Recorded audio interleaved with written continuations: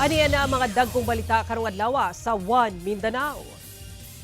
Taxi driver gireklamo sa iyang pasahero tungod miabot sa 3,000 pesos ang gibayad gikan Davao International Airport padulong sa Ecoland Terminal.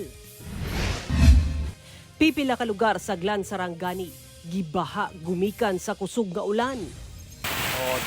Samtang kapin 700 ka magbanay sab ang apektado sa pagbaha sa Zamboanga City. 6-month-old nga fetus nga usa ka lalaki gilabay sa kasagbutang bahin sa usa ka barangay sa General Santos City. Davao City ug Samal Island LGUs malaumon nga magpadayon ang konstruksyon sa Samal Island Davao City Connector Bridge bisan na sa writ of kalikasan order sa korte. GMA Kapuso Sparkle artist Christopher Martin giharan ang mga kandidata sa Miss Kapatagan 2025.